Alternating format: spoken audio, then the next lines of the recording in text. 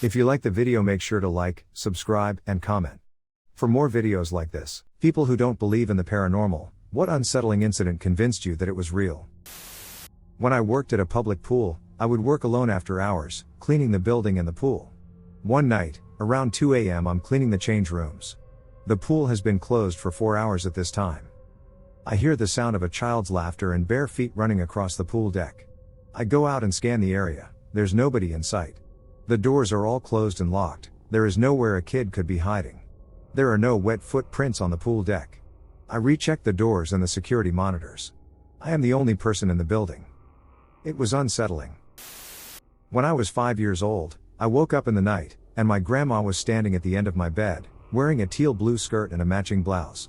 I remember that it was summer and the sky was still light but not light enough for me to read, so I guess it was about 9 p.m. I sat up, she put her finger to her lips, and I rubbed my eyes a couple of times because I was sleepy, and when I looked back, she had gone.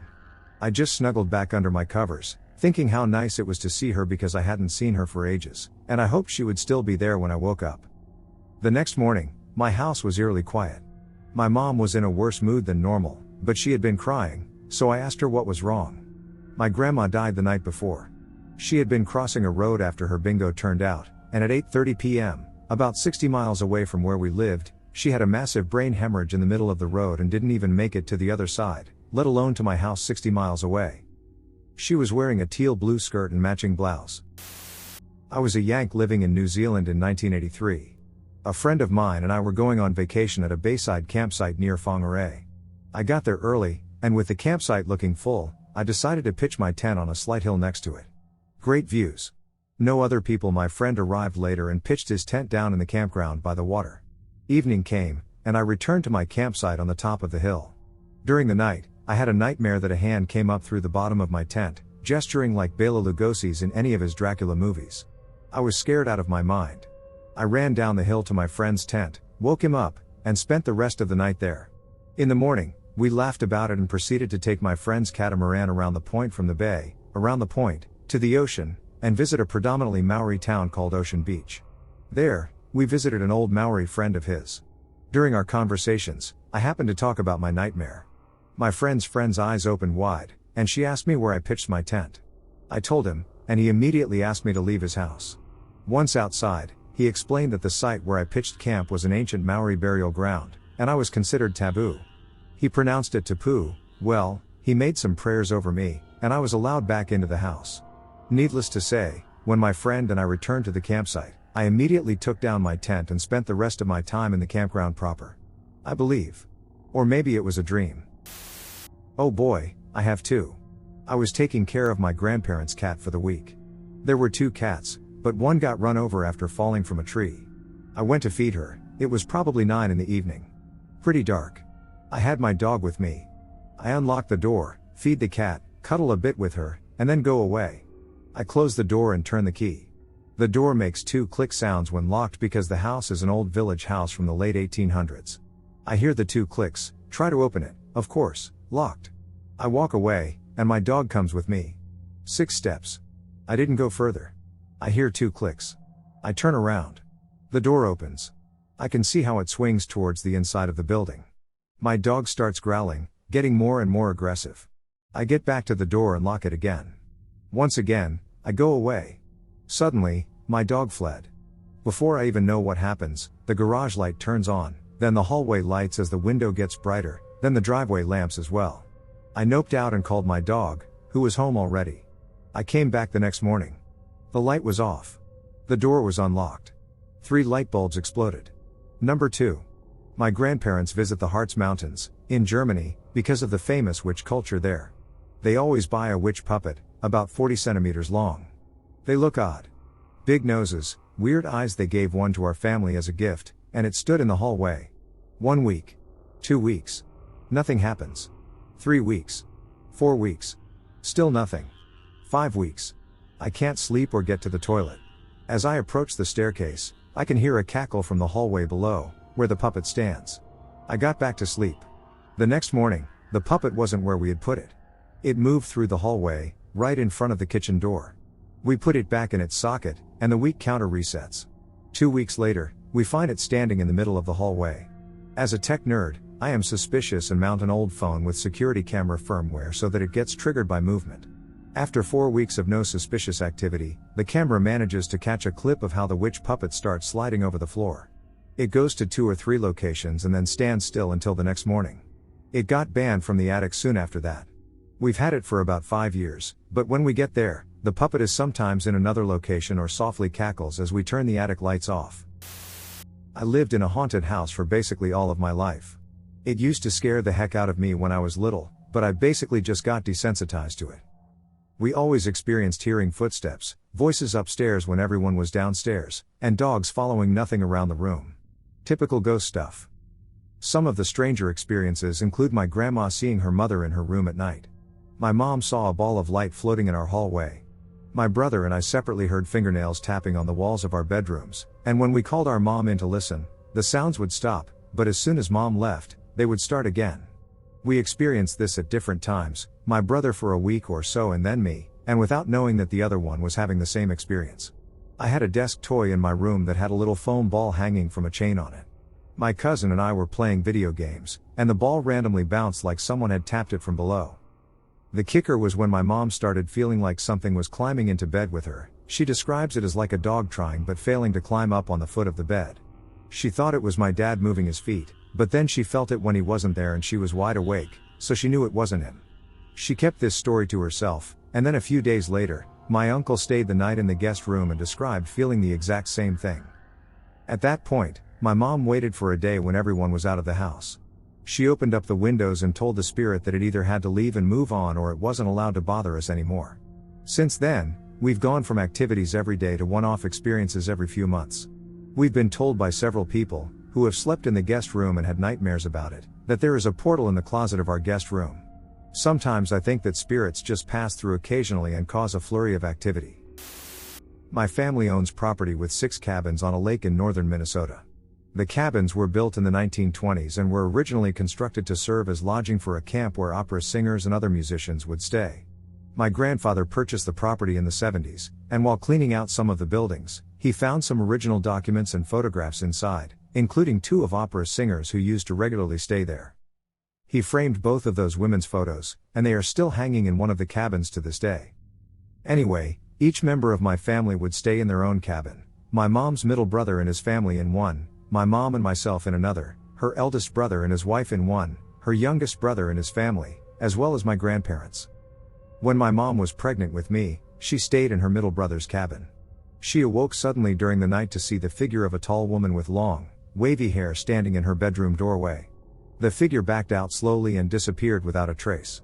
I used to scare my cousins, who now stay in this cabin, with this story, and my aunt, a skeptic, would become angry and claim that ghosts don't exist. Fast forward to 3 years ago. My husband, then boyfriend, and I were staying in an empty cabin when we heard a blood-curdling scream from across the property. It turns out my aunt saw the same figure my mom described 30 years ago standing next to her bed. My mom's convinced it's the, rather creepy-looking, lady visiting the camp she used to perform at so many years ago. What convinced me was that I saw it happen, and my cousin saw it with me. I was cruising through some rural areas in my cousin's car at, I want to say, 1 or 2 a.m. We weren't smoking or drinking, just having a nice cruise. We went on this road that went through some heavy woods, but we had done it before, so we had no fears. It was dark, of course, with no moon and just a slight sprinkle of rain. We were coming to this part of the woods where there was a street light, but it was an old light that was dimming out. There used to be an old building there that was torn down, but the light stayed up for a few years. Mind you, this was very rural, no one lived nearby for maybe 20 miles, so it was extremely rare to pass another car, let alone another person, at this time. It didn't help that the locals said to stay out of the woods at night. I was just looking out my window at the woods when we were coming up to the light. Next thing I know, the car does a movie turn, like stomp the brakes, do a 180, and duck and burn rubber the other way. I get weirded out and look back through the window of the car. I see the road illuminated by the street light, and I see this massive black figure beside the road. It takes one step, and it's in the middle of the road, another step, and it's already on the other side. Immediately I look forward, scared out of my mind, look at my cousin, and see intense fear on his face. We don't say a word to each other, and he drops me off. I stay up till sunrise and finally go to sleep. Funny, Now that I think about it, we never talked about it once, not after it happened. But yeah, we saw Bigfoot, as did the locals, who tell similar stories. Maybe not ghosts, but definitely paranormal. I grew up in a small town in rural Arizona where there was only forest for miles. Most of the town's residents were Native Americans. This is how I first heard of skinwalkers. I didn't believe the stories as I grew up in a Mormon household, and believing in black magic was not supported. I let these stories be exactly what I was taught they should be, stories. My closest friend called me late one night. We were newly freshmen in high school, and she had taken this new milestone to experiment with sneaking out. I figured she needed a place to stay after another nightly rendezvous. I answered the phone and was greeted by her shaky breaths. Me, hey, where are you? My balcony door is open if you're heading this way. Her, they're ducking real. They're freaking real. I snuck out with Joshua. We were at the top of our road and down by the stop sign, and we saw this skinny, hunched over white person. Nearly transparent from how white it was. Josh saw it too. The moment we both realized what we were looking at wasn't human, it connected our eyes. It's grown, Kelly. It stood up and was about 7 feet tall. Its face was a deer. I listened in silence, took a gulp, and asked her again if she needed to come stay with me. I let my younger sister, whom I shared a room with, know that Bella might be staying the night. Bella says, no. We ran back to Josh's house and locked the doors. We're okay. I'm just scared. I didn't think they were real. I didn't think so either. We hung up, and I dared not tell my younger sister. I didn't want to scare her. I was shitting myself, though. My younger sister asked what Bella was doing, and I just replied that she was on a walk. We turned off the lights. Moments later, a rhythmic tapping can be heard on our large bedroom window. We lived on the second story of our cabin, above the garage. Our window was nearly 10 feet from the ground. Kelly, what is that? With all of my bravery, I peek out the window. A long, skinny, huge hand is tapping. 1, 2, tap, tap, over and over again. Don't look at it. It'll only invite it further. Close your eyes and just ignore it. I tell my sister. I hear small sobs coming from her bed. I'm just as scared, but I can't show it. It'll go away if we don't acknowledge it. Don't worry, the tapping did eventually go away, but the paranormal instances grew worse after that night. So this one time I woke up to our dogs going nuts. Not like yap yap howl, I mean like they were shrieking. Shrieking like they were eating each other. I jumped up out of bed and grabbed the broom. I took off into the night naked, and when I was about 10 feet away, I saw the werewolf at the corner of the dog fence. It turned and stood up, looking me straight in the eyes. The dogs were still yelling like they were on fire. From behind, I heard my wife yell, "Get back inside." I was standing face to face with a frivkin werewolf. Naked. With a broomstick. I slowly backed up, broom raised like a bat, till I was able to trip back into the airstream. We sat at the window, hair raised and hearts pounding, as it just stared at us for several minutes. It eventually retreated back into the narrow valley. You don't tend to forget such things. Or not believe in them. We both saw it. And it came back every few days to throw sticks and large rocks into the dog's kennel. Honestly, I'm not sure. When I was 12, I believe I saw a ghost. It was the night after my cat had died. He used to run up and down the stairs, and my other cats would chase him when they played together. That night, I saw him run up the stairs like usual, despite being buried in the backyard earlier that day. My other cats followed him up the stairs like they did when he was alive, and my mom also saw it happen. We always said he was saying goodbye. I never saw anything like that again, though. I never believed in ghosts until I was 30. My partner and I were on a campervan trip around the east coast of New Zealand. It's a pretty remote landscape, and a lot of the land is owned by Maori, indigenous to New Zealand. We stayed at a campground close to the East Cape Lighthouse so we could get up in the morning and catch the first sunrise in the world. That night, my partner had a sleep paralysis dream, which doesn't happen often for her. She dreamed a Maori woman was wailing with anguish near our campervan. Like screaming at the top of her lungs. She mentioned it to me the next morning as I was trying to hustle to get us up before sunrise. I'll admit, I didn't pay it much attention. A couple of months down the track, at Christmas time, I'm catching up with the family, and my cousin is dating a Maori lad named Tom, who hails from near the East Coast. We spoke to him about our travels but never mentioned my partner's dream, which was just a bad dream at this stage.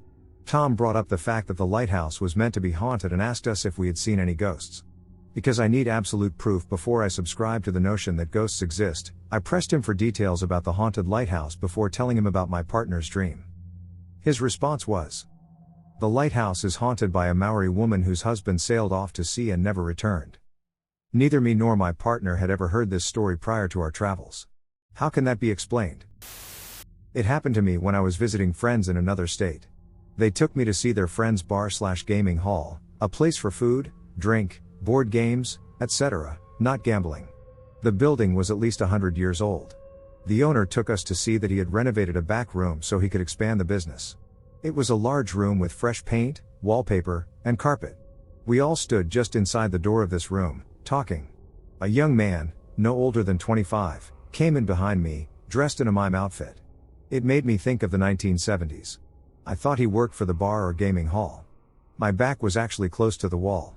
So, when the young man tried to squeeze behind me, I thought he was trying to avoid interrupting our conversation. I stepped forward, looking back over my shoulder. I said, "Oh, excuse me." My friend looked at me and said, "What?" There was no one behind me. I did not tell anyone about it. My first home up north had such an eerie vibe. I would always shudder and feel extremely uneasy walking up the stairs. My bathroom was at the top of the stairs, and I remember one morning in broad daylight after I dropped my kids to school, what appeared to be my boyfriend at the time was in the bathroom doorway facing in, wearing his usual attire, a black tracksuit. He kind of sidestepped behind the door. There was a mirror behind it, so I thought nothing of it until I walked a few steps past the bathroom door across the landing, into my bedroom. There was my ex-boyfriend still flat out fast asleep wearing a blue t-shirt. I shook him awake, saying I had just seen him. We checked behind the bathroom door, as I was in an absolute panic that I had an intruder in my home. The bathroom had a slit in the window, and it was impossible to get out.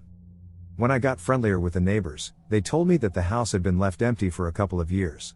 Because of a couple of deaths in there and no locals wanting to rent it, the previous owner literally drank herself to death in the back bedroom after her husband died.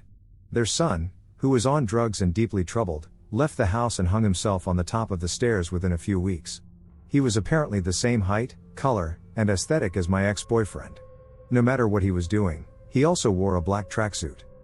He just didn't look ghostly in any sense. More like an actual human intruder who just disappeared. Years ago, 2008 or 2009, I was driving home with my then girlfriend along a backcountry road. I took a left on a Y intersection and started to come over a shallow hill. From the left side of the road to the right side of the road, something crossed, and it took a total of 2 seconds to cross.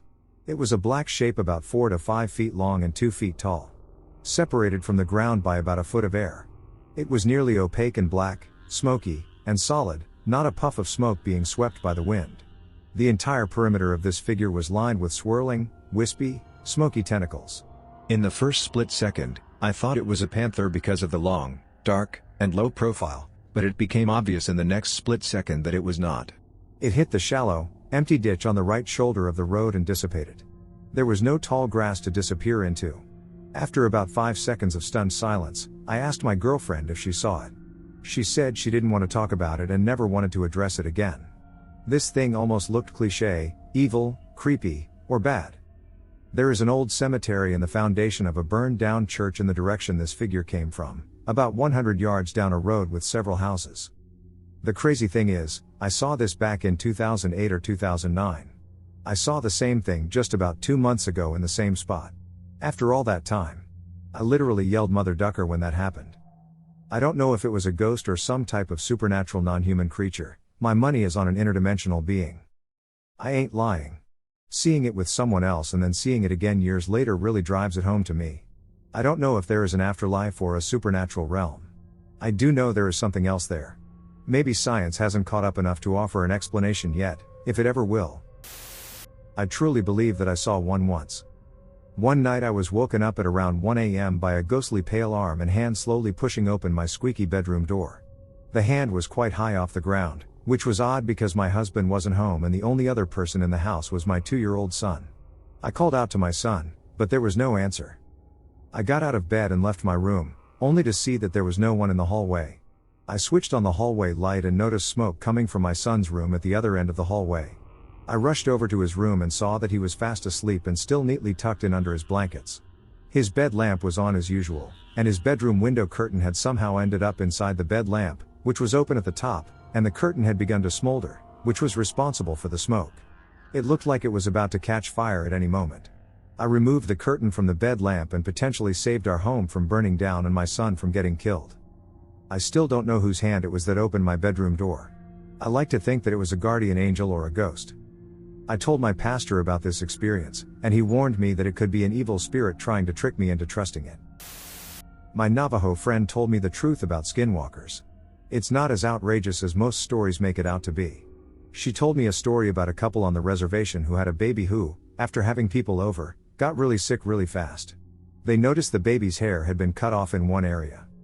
They found the stand of hair bound with some other stuff, I can't remember the story exactly, forgive me, somewhere in their house, as well as a part of the baby's clothes that had been cut off.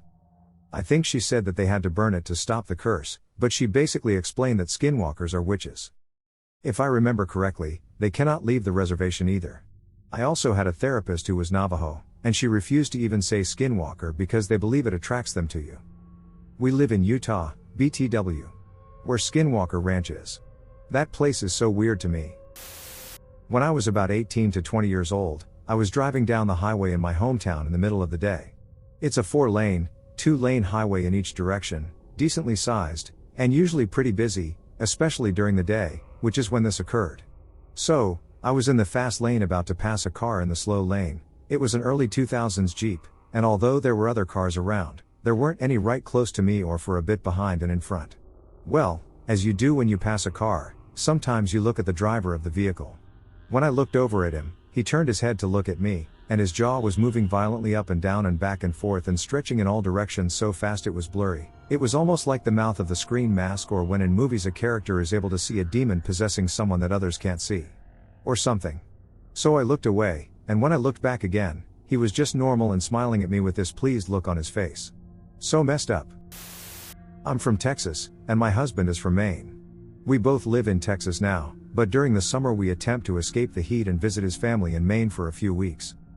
I had my fair share of experiences growing up in a haunted house, so I was raised as a believer. Weird things seem to happen frequently, but I don't like to automatically attribute them to a ghost or whatever.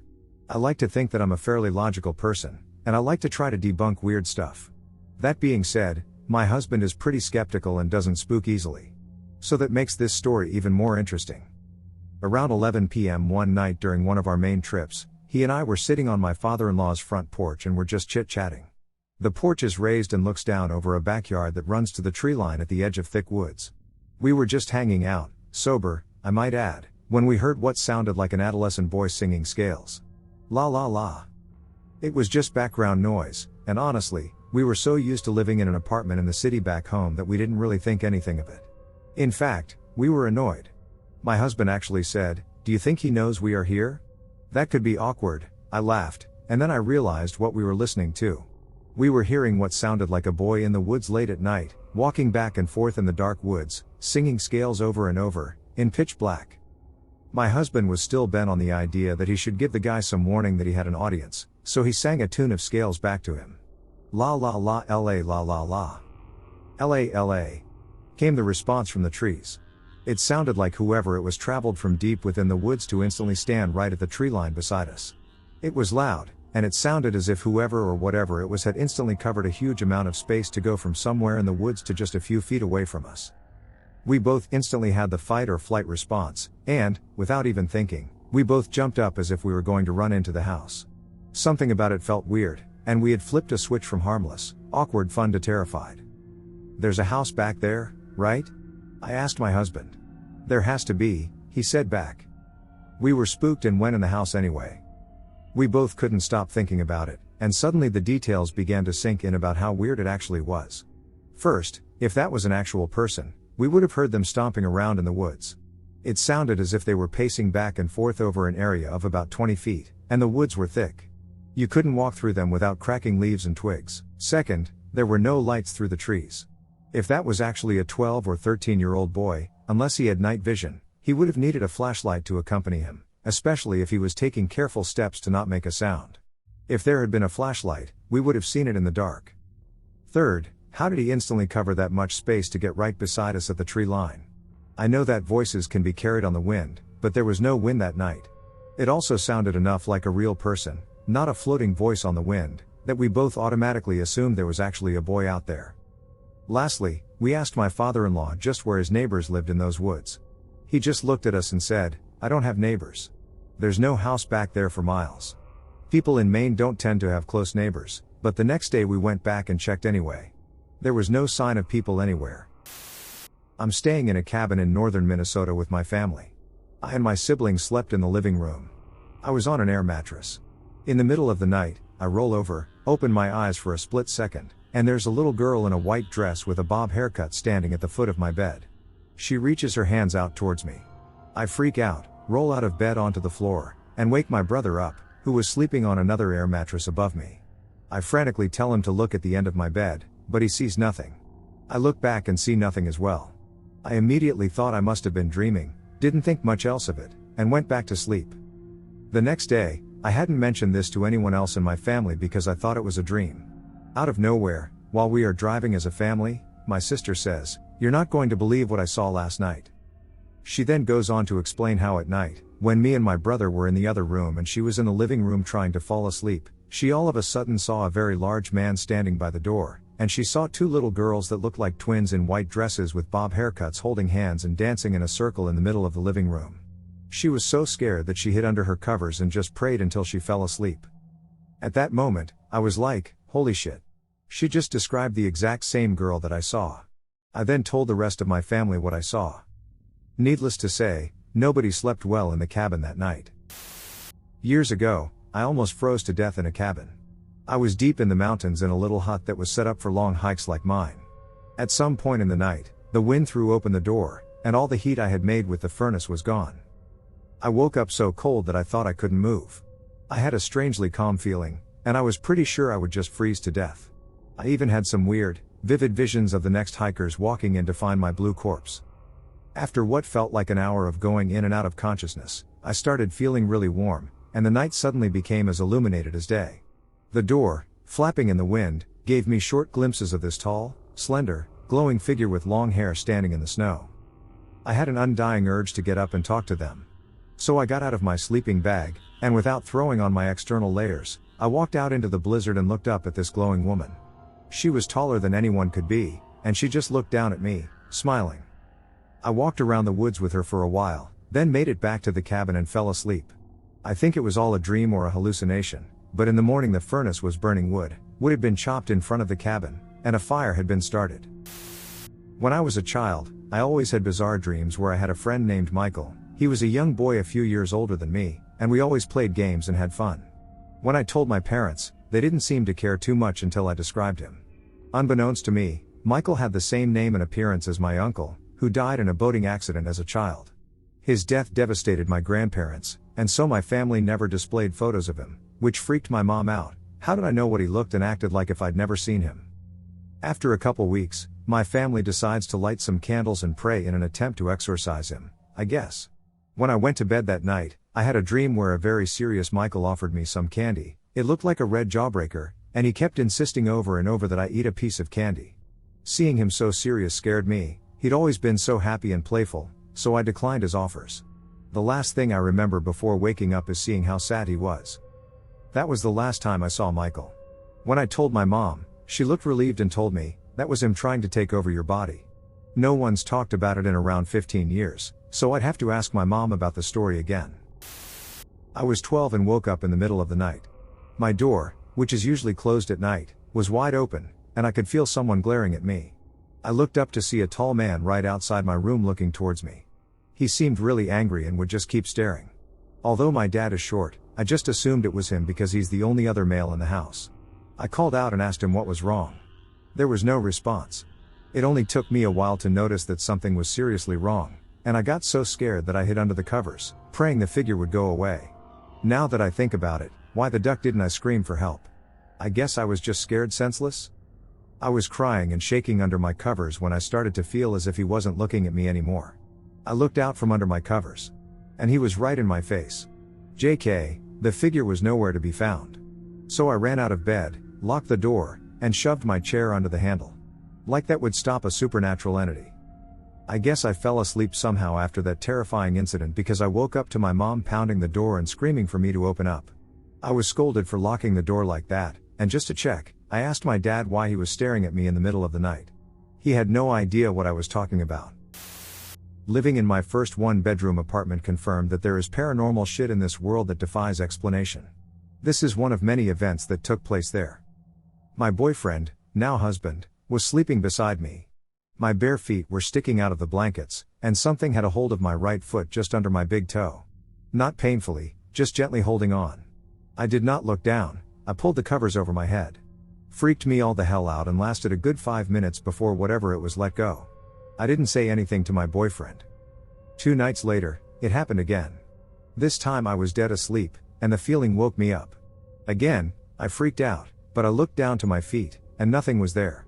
It was still gripping my foot, so I whispered, "Hey, let go of that, please." And a few seconds later, it let go. The next day, I told my boyfriend, who kind of laughed it off. He said if it grabs my foot again, wake him up. So a week later, when it got hold of my foot again, I woke him up. He looked down and shrugged because he didn't see anything, but I could tell he was bugged out a little. A few days later, he woke me up in the middle of the night, shaking like a leaf. He whispered, "Honey, it's got my foot." I was in 7th grade, and I was very afraid of the dark. Basically every single night, I'd sneak into my parents' bedroom and sleep on the dog bed, which was super comfy and my dog never used. I'd done this for many months by this point, so it was just a regular occurrence for me. One night, though, I remember waking up. The door to the hallway was wide open, and I could see the shadows shifting on the hallway walls as if someone was walking past the lights. I remember thinking that I had no idea who it could be. Everyone who lived in the house was in that one room, so who could possibly be out in the hallway?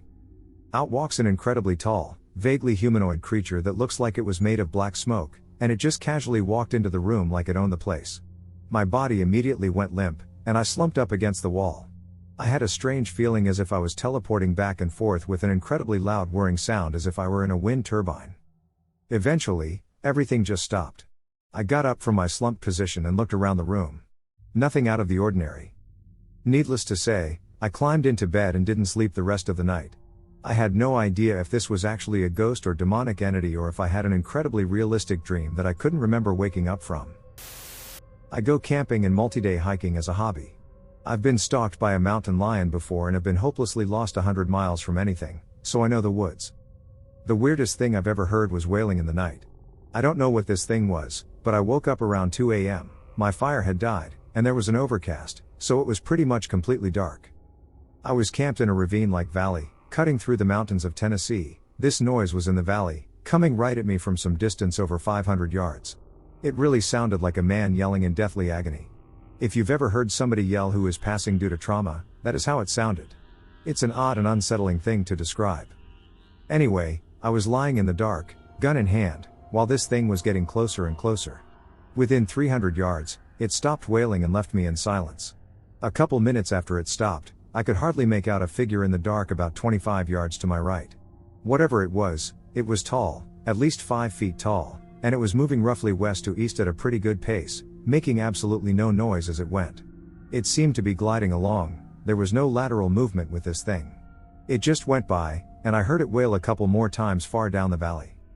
The next day I checked for tracks and didn't find any of significance, just old deer tracks. I still have no idea what could have made that noise. It was hauntingly human and sounded extremely distressed. I still don't believe in the paranormal, but that definitely made me question it. Driving home from my parents' house last winter, around 9 p.m., there were no other cars on the road. I was flipping through the radio stations, probably not paying as much attention to the road as I should have been, trying to find something interesting to listen to. I looked up from the radio and saw what I thought might be a blue plastic bag or something on the road just ahead. My eyes fixed on it as I tried to stop. It looked completely still and surreal, like really dense and calm smoke, completely motionless. ABS kicked in, but I couldn't stop in time. I didn't hear a thud, but I got out to look anyway. This is in rural Maine near a college. It's really not uncommon to see wildlife on the road, especially with trash from the college. I've seen raccoons with bags stuck on their heads, dogs carrying around trash bags, and all sorts of critters. I wanted to make sure I didn't hit one, so I got out to check. I looked all over outside. There are no tracks on the road besides my own tire tracks. No footprints. I had to rationalize what I saw. Maybe it was steam from a storm drain? There are not many storm drains in the middle of nowhere, Maine. I looked all over the road for an explanation. Finally, I shined my light over towards the woods, and I was stopped, I kid you not, directly next to a cross on the side of the road where a pedestrian had been hit and killed a few years ago. Immediately, the hair on the back of my neck stood up, and I felt my entire body tingle. I got out of there pretty quickly. When I was in 4th grade, I just moved into my dad and stepmom's house. My sister and I slept in bunk beds, hers being the bottom and mine the top. The bed rested against the wall with the door at the foot of the bed. One night I'm sleeping at the head of the bed, and I wake up to some weird noises. At first, I thought it was my sister, but I poked my head down and saw that it wasn't. Something compels me to look out the door and into the hallway. I scoot down to the foot of the bed, stick my head out the top of the foot frame, and face my parents' bedroom door that is across from mine. I look to the floor, and there is this pitch black, human-looking thing on the ground. I don't know what I did, but it noticed me, and it scuttled or crawled fast across the floor and up my bunk ladder, and I just remember seeing black. I remember waking up that morning in the same spot on the bed. I am an outdoorsman. I'm very experienced in hunting, camping, hiking, and general survival. I'm very familiar with and used to wildlife, and I was charged by what I believe was a cryptid called a Dogman. It charged me and my cousin. It was not a bear cannot move how it did, and it was not a normal wolf as they can't comfortably run on 2 legs, whereas what charged us seemed natural at doing. I can elaborate further if you wish. This happened around June or July of 2007, I believe. I was around 17 years old and more cocky then, but still somewhat knowledgeable of the outdoors. My family used to own a cabin in NW, Wisconsin. I basically grew up there in the summer. I knew the woods well, but at night it was wise to stay in the cabin or at least by the bonfire by the beach because of bears, wolves, and cougars. One of the creepiest things was that if you were having a bonfire, the tree line was visible from the fire pit and beach, and at night you always felt like you were being watched from that tree line. But during the day, the woods always seemed normal, not so creepy, until this incident. So this happened somewhere between 1200 and 1400. Me and my cousin were having an airsoft battle. I was in full woodland camo, he was not. I retreated onto the ATV trail into the woods for a tactical advantage, and our battle took us about 200 meters into about a third of the way up the trail. We had enough at this point and were standing at the edge of a clearing on the trail talking, and he was maybe 10 feet from me. When I decided to mess with him, I shushed him and said we're being watched. He froze. Then I realized the woods were dead quiet, and I got spooked and started scanning the tree line and the other edge of the clearing from left to right when I saw it. Its teeth gave it away. It was panting and staring at my cousin. I don't expect you to believe me, but what I saw was a wolf as big as a black bear, at least 300 pounds, but it wasn't normal. This wolf was on 2 legs crouching next to a tree with its arm grasping the tree with a clawed hand. It had reddish-brown fur. I told my cousin that we have to go, and next thing I know he is sprinting, and I look back at Wolfie, who had locked on and sprinted a few steps on 2 feet, and then I turned and ran when it looked like Wolfie was dropping to all fours. It charged us and sounded right on our asses barreling through the brush, but for whatever reason let us go when we broke out of the tree line and headed for the cabin. What stuck with me the most was the sheer size. Wolfie appeared to be nearly 7 tall when upright, and where it should have had front paws, it appeared to have large clawed hands. Now I'm not sure how to explain it away rationally. I have heard wolves will occasionally kind of walk upright, but as far as I know, they can't sprint on 2 legs, nor do wolves get that big, and black bears more often waddle on 2 legs. The closest description is silly, like a werewolf or dogman. A couple years ago, I lived way out in the middle of nowhere, maybe 20 miles from town. My trash can was a good 50 feet from my house. I procrastinated taking out the trash until 11 p.m. at night. I walked to the can and threw the crap away, but something with claws and human-like fingers grabbed me by the leg. I couldn't see because it was 11 p.m. in the middle of nowhere with no city lights to shine. But this was Oklahoma, you don't go outside without at least a knife, but I had a ducking machete, and I smacked that mother ducker in the face with it, and it screeched like a coyote having sex. I ran back to the house, and those 50 feet felt like 500. I lived in a trailer house though. I wasn't poor, but we moved around a lot and it would have been pointless to get a house, but as some of you may know, animals can crawl under your trailer. This thigh crawled under the trailer, and I could hear it moving and scattering. It sounded like a 4-foot tall raccoon. That thing freaked me the duck out. The noise it made was hell. I'm glad it was too dark to see its face. I don't want to know what that ducking monster looked like. I've yet to witness the apparition myself, but over 40 people have seen the lost lady on Grouse Creek. Grouse Creek had a gold camp on it in the 1860s, and all sorts of strange things happen in the general area, including people seeing the apparition of the camp itself, usually described as though you were looking through a heat haze. The sounds of horses, mining equipment, saloons, and a general lively atmosphere can be heard on Grouse Creek nearly every night around midnight. It sounds as though it is far off in the distance, and the closer you get, the further it seems to be. However, the more disturbing event is this: every so often, while someone is driving down the Grouse Creek Road, they will see a young woman limping next to the road, wearing period clothes. She often appears horribly injured, with blood coming off one side of her head. She will also apparently often beg for help, running towards anyone passing by. She quickly fades away, as though she were a mirage. I've personally met 10 people who have worked on that creek who have seen the apparition, and many more have talked about it or described similar events. Often it was shaken tourists who caught a glimpse of her. I am working up that road this summer. It is going to be an interesting time. My sister and I couldn't sleep and decided to go to Denny's one night at like 1 a.m. We took the outer road to get there and home. On the way home, the radio turned to static out of nowhere, and then on the left side of the road up ahead, I could make out something white and human-shaped. As we got closer, it was clearly a ghost-like figure of a woman walking. I turned to my sister, and she was white as a sheet, and I said very quietly, "Did you see that?" And she said, "The ghost woman is walking." And then the radio turned back on. And I got panic tears in my eyes because it was so freaking weird. Anyway, I was 23 and she was 21. And that night she made me sleep in her room like we were children again. I lived in a strange house. It was out in the middle of a cornfield in very rural Indiana. The previous owner was the big farmer in the area, was not a very well-liked man, and was known to be a giant asshole to anyone and everyone. Unbeknownst to me at the time, the room he had died in became my room. At the time of all this, I was between the ages of 12 and 18. The first time anything strange happened was when I was home alone, sick from school. I was sitting on the couch when I heard the front door deadbolt unlock and the door open. I thought one of my parents was home, so I went to check. Nobody there. Weird, but I locked it and went and sat back down. 2 or 3 minutes later, hear the same thing. Go check, nobody's there. While I'm shutting the door, I hear footsteps in the other room. Go check, nobody. This happened 4 or 5 times before I called my dad at the firehouse to make sure he wasn't screwing with me. He answered the fire department's phone. Wasn't him. My mom answered her desk phone. Wasn't her. I finally said, "Do what you want, I don't even care." It immediately stopped. Later, I walked into the bathroom and walked out to find my dog had pushed himself into the back of his cage, shaking with bloodshot eyes and freaking out. The only time I ever saw him act like that. Not long after that, I walked out the back door and was yanked backwards by the necklace I wore. Left a red ring all the way around my neck. Later that night, I was doing the dishes when a glass bottle my mom had for decoration flew off the windowsill and hit me square in the chest. Random things would happen. My family would hear baseball on an old radio or Johnny Cash songs at random hours. Things would disappear and then appear on my dresser. Always on my dresser. Pictures of me as a child or my brother as a small child that were in photo albums would be on my dresser. I would come home to find forks and knives laying on my dresser. One morning, my dad was getting ready to go to the firehouse for his shift when he watched one drawer in the bathroom open completely. He actually ended up being late for work while trying to figure out how it could have happened. I never figured it out. My brother and I got into a huge argument one day, and he stormed off to go into his room.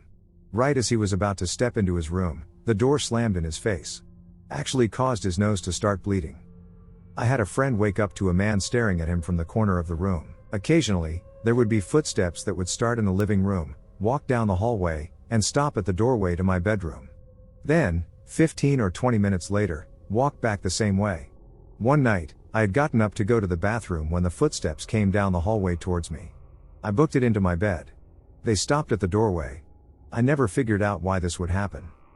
I have friends who went to the house once and refused to ever go back for fear. Many of whom refused to talk to me after. My mom was woken up in the middle of the night when something sat on the bed and grabbed her leg. My mom told me she was crying in bed one night after she and my dad split up the first time, and someone sat on the bed next to her and hugged her.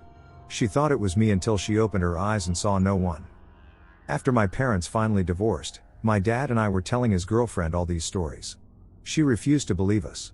We came back from dinner the night we told her all this, and she went to walk through the garage door in the house that I had just gone through, and it slammed in her face. She never came back. But by far, the most terrifying experience I had there was the day my dad moved out officially. I was the last person there, and I was throwing away some junk from the barn. The barn in question was the one he kept all of his tools and stuff in. When his widow sold us the house, she left all of his old stuff in the barn, and we decided not to touch it. I was throwing away some stuff from that barn, and I had just gotten off the phone to tell my dad that I was locking up the barn and we were officially done. I hang up and go to grab the big sliding door to lock it from the inside when I hear, and it still terrifies me to this day, a woman say, "Oh no. They're leaving." And a man replies, "No, they'll be back." I've never run so fast in my life. I didn't even lock the barn. Suffice to say, I have never been back, nor will I ever be back. I still don't believe in ghosts, but I did have a strange experience. I had a cat that I found in a ditch many years ago. She was cute, and I pet her, so she followed me back down the train tracks about a mile to my home. I opened the door for her, and she went in. She was offered the opportunity to go back out, which she did for a moment, but then came back in. She was mine forever. I've had many pets over the years and loved them all. But this one was different. She wanted to be near me all the time. I'd often said I'd never had a cat who made me feel like my personal space was being violated before. She followed me to bed every night and purred me to sleep. She died fairly quickly. I barely even had a chance to say goodbye. I knew she was ill, having been diagnosed with hyperthyroidism, which cat owners will know is not a good thing to hear. Although progress has been made, ask your vets about the pens. They've worked miracles for my current cat, who also has it. They vomit their food up and waste away slowly, eventually succumbing to either congestive heart failure or kidney damage. She had taken a turn for the worse, and I thought her treatment wasn't working. On examination, they found tumors in her stomach and liver. She had been dealt a mortal blow and was only going to suffer harder and harder. In the most painful one I've ever had to deal with, I put her down, and she even meowed one last time before the end. I forgot to mention that this cat was also the most talkative I've ever had. She frankly wouldn't shut up. I buried her in the yard to keep her close and tried to go to sleep, completely beside myself with grief. As I lay down, I heard something familiar. I live in an old house, and my bedroom doesn't have a door, so I installed one of those plastic sliding doors. The slats it's made of make a telltale clacking sound when they're disturbed, like they did when a cat pushed in between them and the doorframe. I heard this, and a moment later, I felt the foot of my bed compress and could feel the mattress deform around my feet, up beside my legs, and roughly to my hips. I looked. No cat. I don't know how to explain this. I don't believe in ghosts, and I'm sure grief can cause some pretty significant psychological disturbances. A quick perusal of my post history will very quickly show I am anything but cuddly, but I was absolutely in the kind of deep grief where one would expect that, as I loved that cat more than basically anything else. Even typing this now, years later, makes my eyes well up with sadness for my lost friend. I could write off the sound of the plastic slats as a breeze or a hallucination. Older members of my family said they saw my father after he died, and I've read about grief-induced hallucinations before. But to feel my mattress deform like that, in exactly the way she used to circle my feet and come up beside me. I don't know what to think. I have a lot since I am a novice ghost hunter, but I'll share the one that made us leave an investigation early. It was my usual partner, my girlfriend, and me. We went to the oldest cemetery in a nearby town. It was on a steep hill off a back road in the woods. It took a long time before all but one of the bodies were moved to another cemetery. The one left behind is a little boy. We parked down the road and walked in. As soon as we got inside, we all had trouble breathing. We walked another 10 feet and saw what looked like glowing red eyes at the top of the hill. Then they started getting closer, and another pair appeared next to them. We could see they had a dark silhouette. My friend then said, "We have to leave now." We started walking to the car, and just as we got out of view of the cemetery, we ran. While we were running, my girlfriend fell. So I ran back to help her up. We got in the car and left. On our way home, she told us that she was pushed. It was a full force push that caused her to fall. Every now and then we drive past and always see the figures at the top of the hill, but they always seem to be closer. The last time we drove past was this past weekend, and we both saw a dark silhouette of a man right at the edge of the road. When I was younger, my dad used to live in an old barn conversion out in the countryside near Leeds. I'd go there to stay, usually one night every weekend and occasionally during the week. My room was upstairs, sort of an attic room with a skylight and a big wooden beam that ran through the center. The house had been the barn for the farm next door, and the woman who owned the farm still lived next door. It wasn't really a working farm anymore, but they bred Cocker Spaniel puppies there. My dad got a couple of spaniels from there over the years, so they were pretty friendly. I never really felt very comfortable in that room. It was cold and drafty, and since I only stayed there once or twice a week, I never really got round to decorating it in any way. Whenever I slept there, I would sleep badly. I'm not prone to bad dreams generally, but almost every time I slept in there, I would have vivid nightmares. I would always wake up from these nightmares at around 3 a.m., and usually exactly at 3 a.m. I remember that after a few years of staying there, I would wake up from these dreams and know it would be 3 a.m. before I rolled over to look at the clock in my bed. It had really just become an annoyance. Later on, I found out that 3 a.m. was supposed to be the real witching hour, and suddenly it all seemed a bit more spooky, although that might just be a line from a movie. I would sometimes hear odd sounds through the night, like someone walking on the roof in heavy boots. The other sound I often heard was like random tapping on the skylight. It sounded like short periods of heavy rain on the skylight, which I tended to assume this was, being pretty typical for Yorkshire, but on a couple of occasions when this happened, I checked the weather and it was clear and dry outside. I mentioned the noises to my dad, and he said it was probably just birds on the roof. I never saw any birds up there, though. I was glad when my dad finally decided to move out of the place.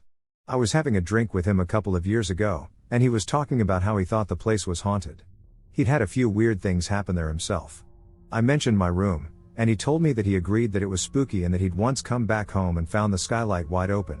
Nobody had been in all day, and it was usually locked.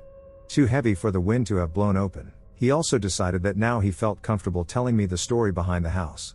Apparently, the woman next door had sold the barn to be turned into housing because her husband had killed himself there. She awoke one morning to find him hanging from the beam up on the roof, the beam that ran through my room. I'm not sure if my imagination is embellishing this story a little here, but I seem to recall being told that he had come in from the fields on a rainy night to do it, and they had found him there still wearing his soaking raincoat and muddy boots, which might explain some of the noises I used to hear. Needless to say, I was glad he waited until he'd moved out before telling me all that. It was hard enough to sleep there when I just thought it was cold.